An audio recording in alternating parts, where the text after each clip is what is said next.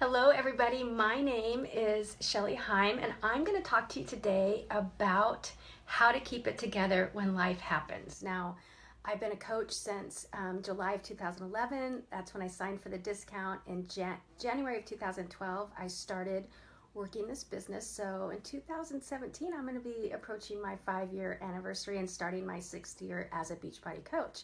And I can't tell you the blessings that this has given me and the enrichment my life has seen. So, my topic today, I do have some experience in this topic, and a lot of crazy stuff has happened to me in the last almost 6 years. And I'm going to share with you how I learned to keep it together, even through my hardest, toughest, craziest times and saddest times. And I'm going to talk to you a little bit about something I experienced that was really the worst time of my life. So it doesn't really matter what rank I am. It doesn't really matter, whether I'm an elite coach or not. What matters is I'm going to try to still some belief in you today about our network and the community that we have within our network and within your own teams. And I'm just a girl who lives on the Oregon coast. I fell in love with the products and programs that Beachbody had to offer. I signed up for the discount, and then soon as I had results, I really wanted to start paying it forward and helping other people. And all I really do is I'm just a person helping people help people. And that's exactly what we do in this company. We just help people live fulfilling and enriched lives, and through our experiences and our vulnerabilities and our struggles and our victories and our desired outcomes, achieving our goal. So I want you to think about those times in your day, in your week, in your month, where something happened and a wrench got thrown into your chain and everything, your whole day got sidetracked, right? So maybe it was your babysitter called in sick and you had to pick up your kids, or maybe your child was sick at school and you had to go and pick her up or him up, and that kind of made your day whole crazy. Maybe your water heater blew up or your computer died. So I want to ask you, how do you react to those situations? Do you freak out? Do you think your whole world is crashing? Do you harbor a lot of that resentment that's, building up because your day didn't go as planned? Or are you actually seeking solutions and asking for help and trying to make the best of what's been thrown at you? So I want you to know that there is always somebody possibly going through the same thing. Could be right at the same time, could be the same day, could be that week, that you can just reach out to, or they can reach out to you, but you can't get help unless you talk about it or ask for help, or let your team know that you are struggling with whatever was thrown at you for that day, that week, that month, whatever it is, even deep, unexpected circumstances that are pretty tragic. I want you to just keep this in mind as I go through my talk today.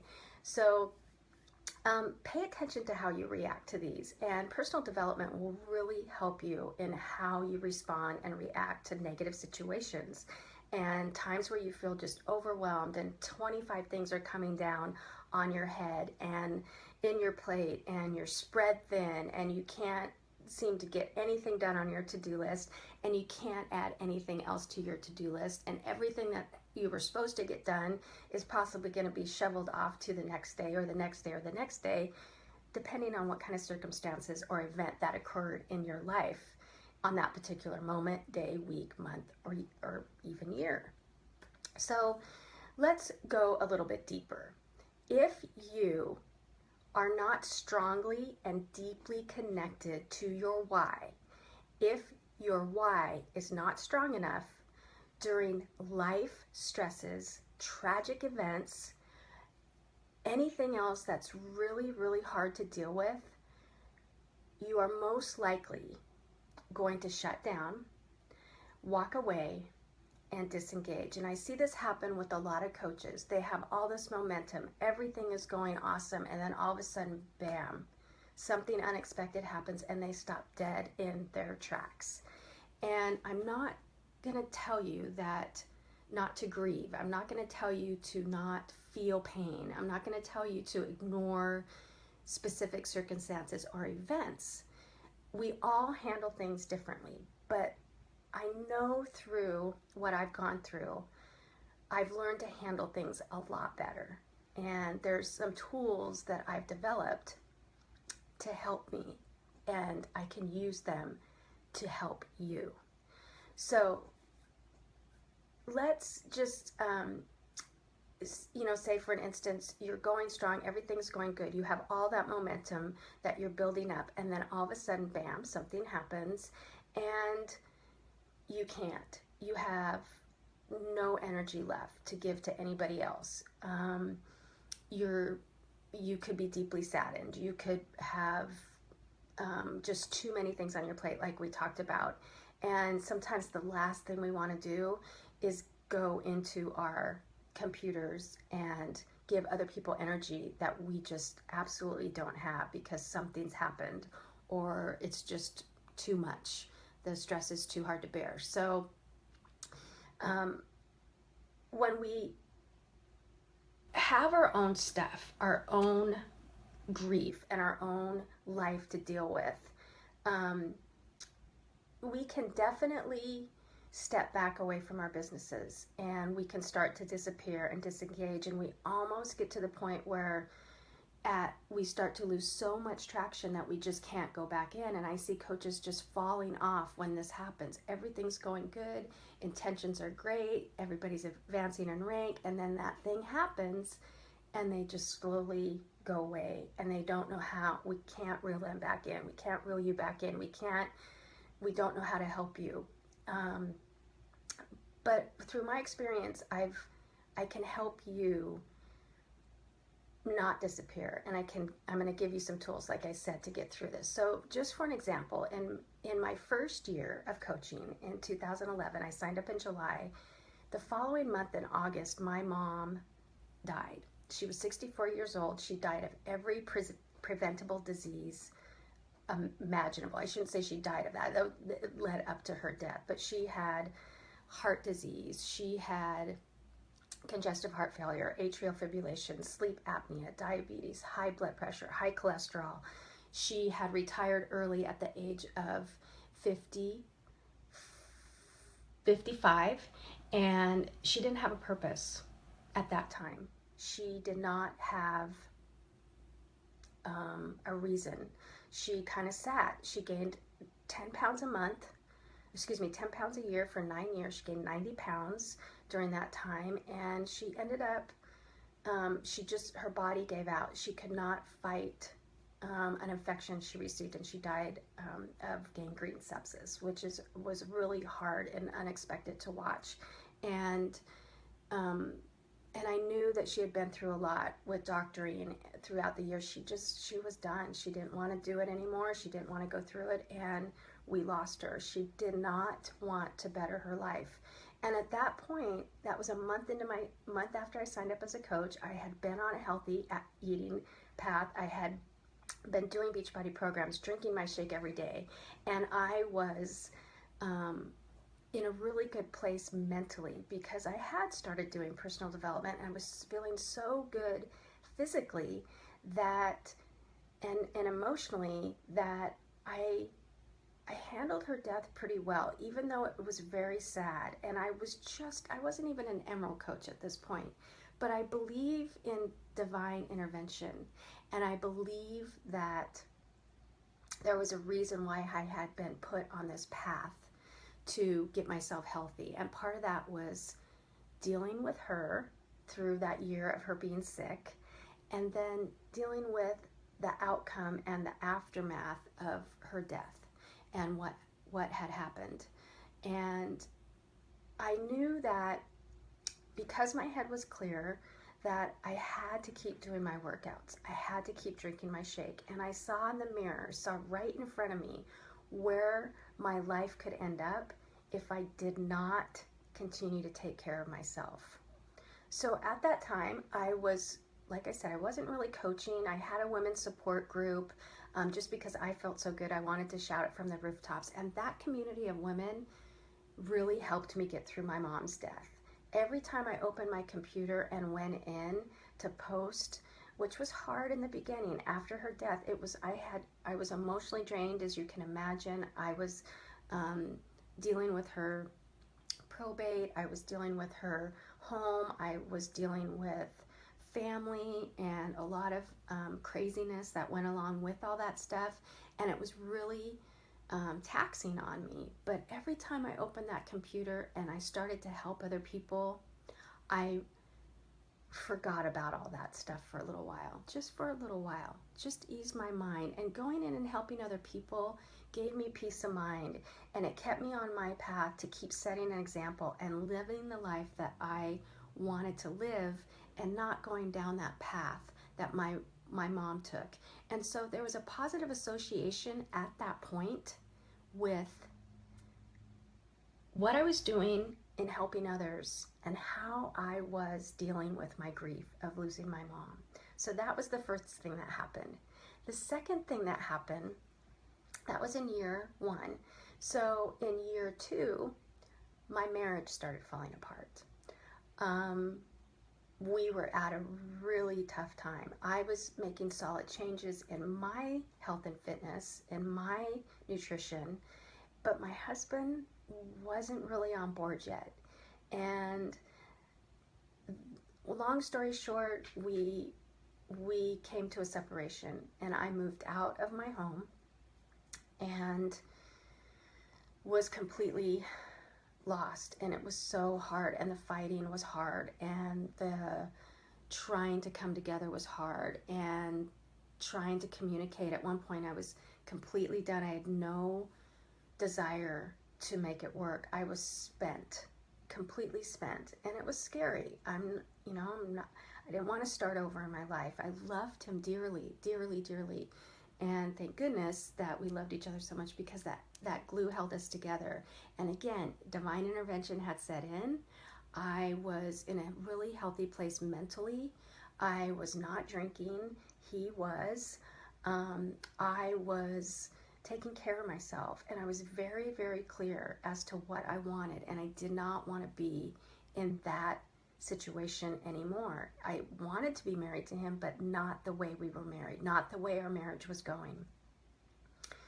Thank God for personal development, because that really helped strengthen my mindset, helped my heart, made me become less reactive and have more empathy for him, and made me see that my marriage was worth fighting for. I had to at least try. It was, at that point, I was more into a solution-driven life rather than a separation-driven life. So I chose to find a solution for our marriage rather than separate from him. And we got into counseling. We worked really, really hard on keeping ourselves intact and our marriage together. And what I thought was going to end up in divorce, it didn't. And we worked it out, and we communicated, and we went to counseling, and we fought for each other, and we fought for a marriage, but we also worked on ourselves. And again, during those hard times, I'd go in my groups. At this time, I was doing a lot of challenge groups. I'd go in my groups. I'd open my computer. I'd help people. That took my mind off of what I was going through, and let me put that energy into other people and helping other people. And when you feel helpless, helping somebody else makes all the difference in the world. And I was also getting support from all the women I worked with. I was pretty honest in my challenge groups with what was going on. I didn't shout it on the rooftops in social media yet. I shared little tiny bits and pieces of that story.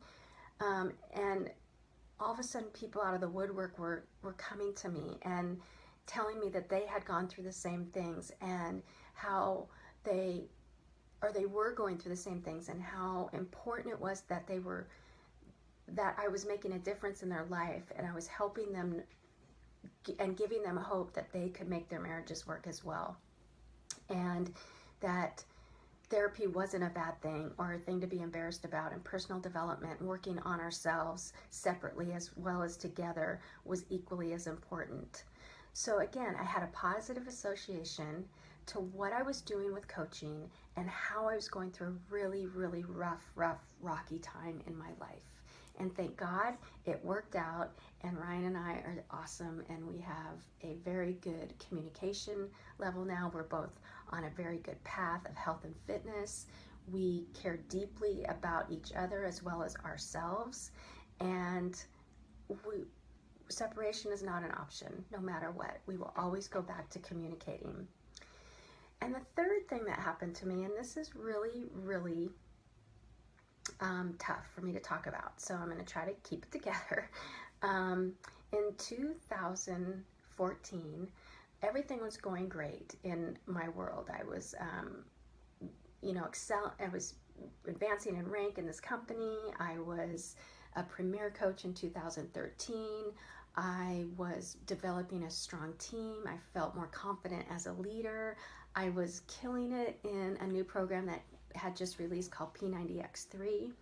And on March 12th, I was about 60 days into that program. I just finished my workout, and a car pulled up with my best friend in it, and one of my best friends, and then the wife of the captain of the boat that my brother worked on. And right there my heart sank. My brother was a commercial fisherman in Alaska, the deadliest catch like you see on TV. That was his job of 20 some years. And he fell off the boat. And at that point they were looking for him for about an hour and a half when I was told. So I knew right then and there that his body would probably never be discovered or recovered, and it was not. He was completely lost at sea. He left behind a 5-week-old son and a 5-year-old son and a beautiful wife and a beautiful life. And my world fell apart. At this point, both of our parents were deceased, and Eric and I were all we had. He was my only sibling. We live in a very small community. It was a tragic situation. Everybody loved him. My heart was broken into a million pieces, and there was moments after his death that I didn't want to do this business anymore. I could not hardly keep it together. I didn't want to live. I basically wanted to be with my family in heaven, and I didn't know how I was going to get through it. My team rallied. My challengers rallied around me. The entire network that I had been in contact with in this Beachbody community helped me, reached out to me, asked me what I needed. There were times shortly after his death that I could not even open my computer. I could not give 1 ounce of myself to help anybody. I didn't know how I was going to through it. But all those good habits that I had instilled prior to Eric falling off the boat were sticking. There was a couple days I lived off snickerdoodles. That's all I ate for 2 days. I dove into some alcohol shortly afterwards, but I felt so terrible not working out, eating crap, drinking wine, that I knew I could not get through this tragic event in my life and be there for my nephews if I didn't hold it together. And that's what Beachbody has given me. The strength, the fight, the desire that no matter what, I can get through the worst of the worst.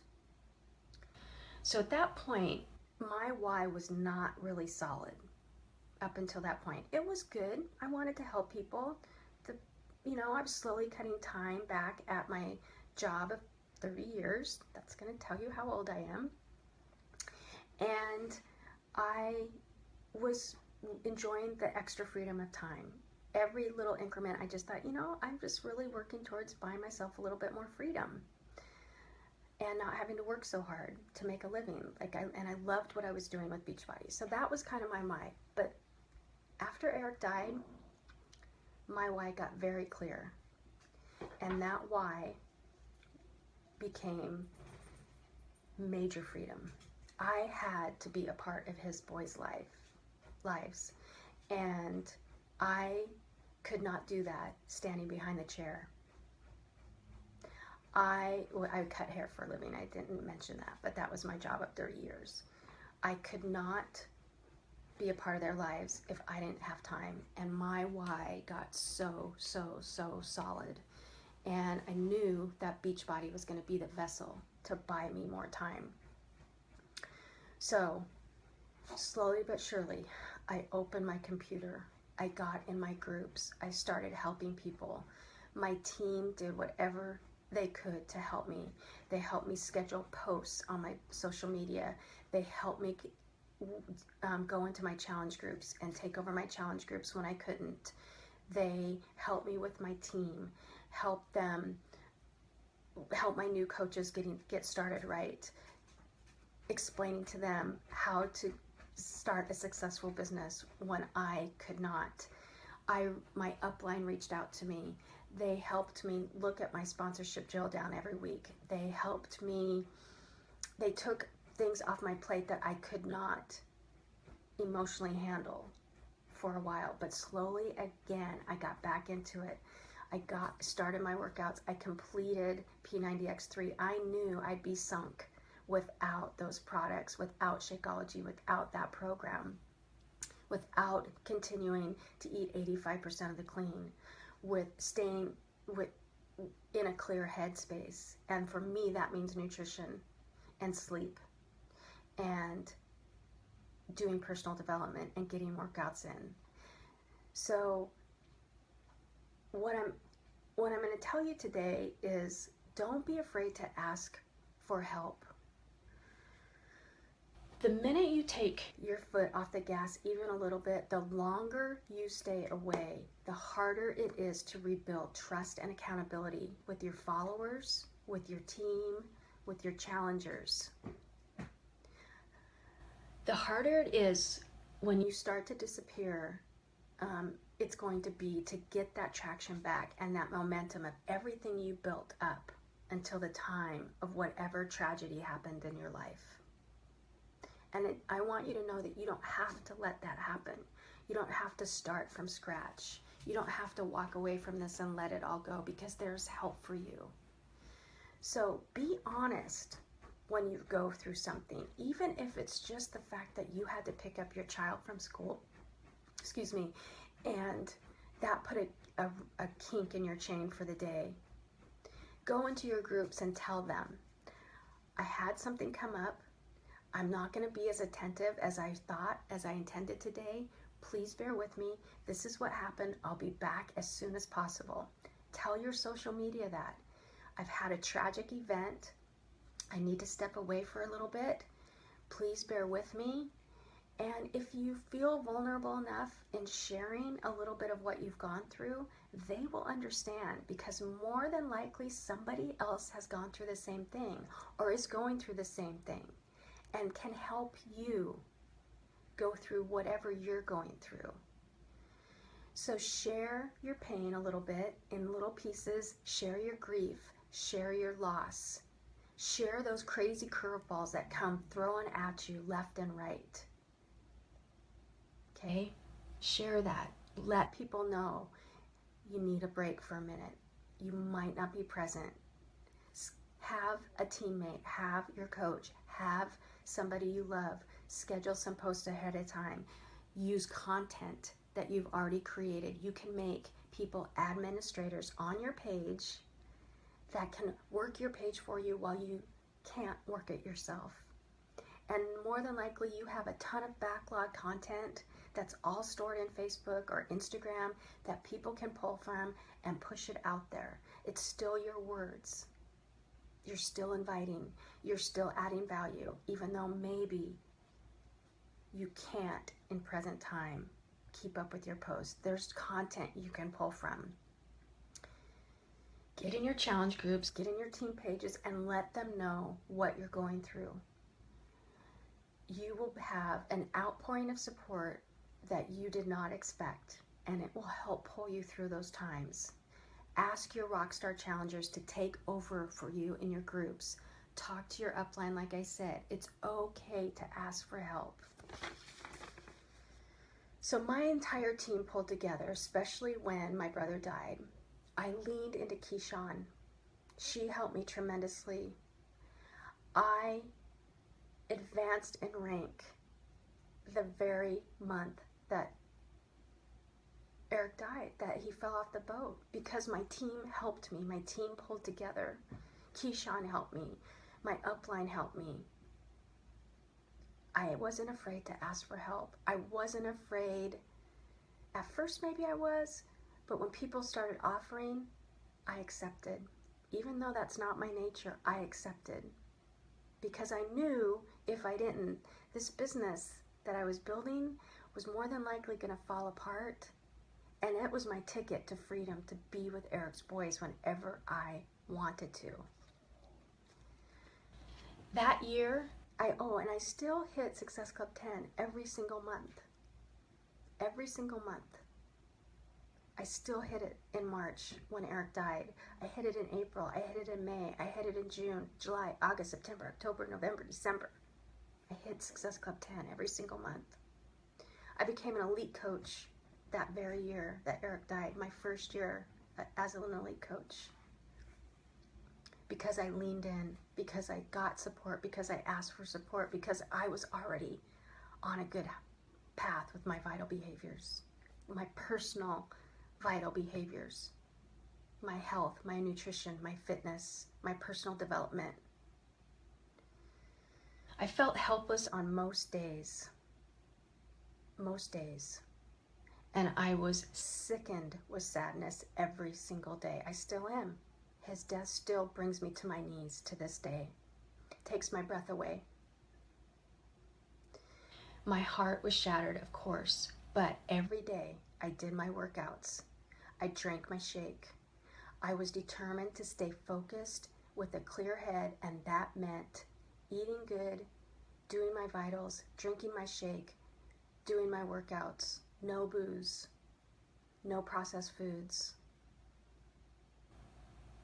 And every day I opened my computer and I had that positive association, and I helped someone, and that made me feel better, even if it was just for 30 minutes. That made me feel better. That made all that grief go away just for 30 minutes. I posted in my groups. I answered their questions. I received their love. I gave love back. I found peace in doing so. And the pain, like I said, it went away, if only for a brief moment. And I was able to help other people. So when you feel helpless, when you feel like there's nothing left, there's just complete despair, help somebody. When you feel helpless, help. Ask for help, and please don't disappear. And whatever tragedy happens or crazy curveballs come your way, just know that the more you do your vital behaviors, the more you work on you, the more you pay it forward, the better and better you're going to deal with these crazy things that happen in our lives that we have no control over. Have a great day, you guys. Have a beautiful, beautiful end of October, and let's get ready to rock this launch of Core to Force. Team Spirit, Core to Force, and let's end this year without starting a new resolution on January 1st. We already have our resolution. We're living our resolutions. Have a great day.